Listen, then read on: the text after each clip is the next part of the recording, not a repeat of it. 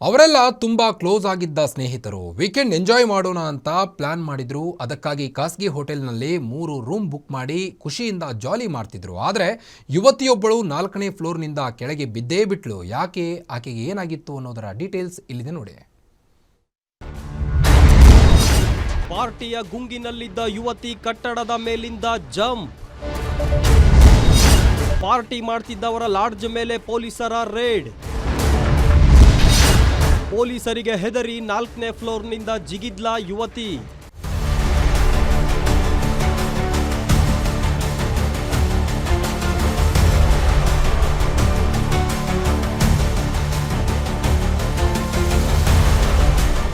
ಹೌದು, ಮೊನ್ನೆ ಶನಿವಾರ ರಾತ್ರಿ 8 ಜನರು ಪಾರ್ಟಿ ಮಾಡಬೇಕೆಂದು ನಿರ್ಧರಿಸಿ ನಗರದ ಕುಂದಲಹಳ್ಳಿಯ AECS ಲೇಔಟ್ ಸಮೀಪ ಇರುವ ಸಿಎಸ್ಟಾ ಹೋಟೆಲ್ನಲ್ಲಿ ಪಾರ್ಟಿಯನ್ನ ಆಯೋಜನೆ ಮಾಡಿದ್ರು.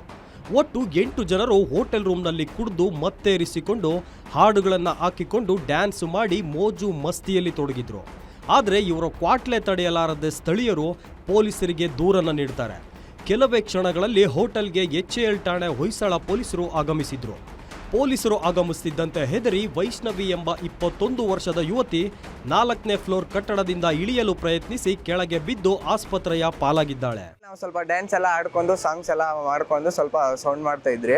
ನಮ್ಗೆ ಯಾರು ಬಂದು ನಮ್ಗೆ ವಾರ್ನಿಂಗು ಮಾಡಿಲ್ಲ, ಈ ಥರ ಸೌಂಡ್ ಮಾಡಬೇಡ್ರಿ ಅಂತಲೂ ವಾರ್ನಿಂಗ್ ಮಾಡಿಲ್ಲ, ಏನೂ ಮಾಡಿಲ್ಲ. ಆದರೆ ಒಂದ್ಸರಿ ನಾವು ಬಾಲ್ಕನಿಗೆ ಹೋಗಿದ್ರಿ. ಬಾಲ್ಕನಿಗೆ ಹೋದಾಗ ಯಾರೋ ಕೆಳಗಡೆಯಿಂದ ಟಾರ್ಚ್ ಬಿಟ್ಟರು.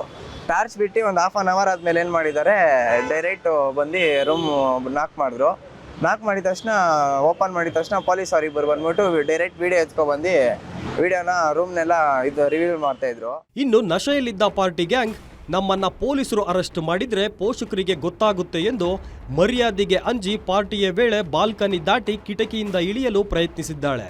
ಈ ವೇಳೆ ಕುಡಿದ ಅಮಲಿನಲ್ಲಿದ್ದ ವೈಷ್ಣವಿ ಆಯ ತಪ್ಪಿ ನೆಲಕ್ಕೆ ಬಿದ್ದು ಆಸ್ಪತ್ರೆಗೆ ಸೇರಿದ್ದಾಳೆ. ಇಲ್ಲಿ ಒಂದು ಪಾರ್ಟಿಯನ್ನು ಆಯೋಜನೆ ಮಾಡಿರ್ತಾರೆ. ಅಲ್ಲಿ ಒಟ್ಟು 8 ಜನ ಸ್ನೇಹಿತರು ಕೂಡ ಪಾರ್ಟಿಯನ್ನು ಮಾಡೋದಕ್ಕೆ ಎಲ್ಲರೂ ಕೂಡ ಸೇರಿಕೊಂಡಿರ್ತಾರೆ.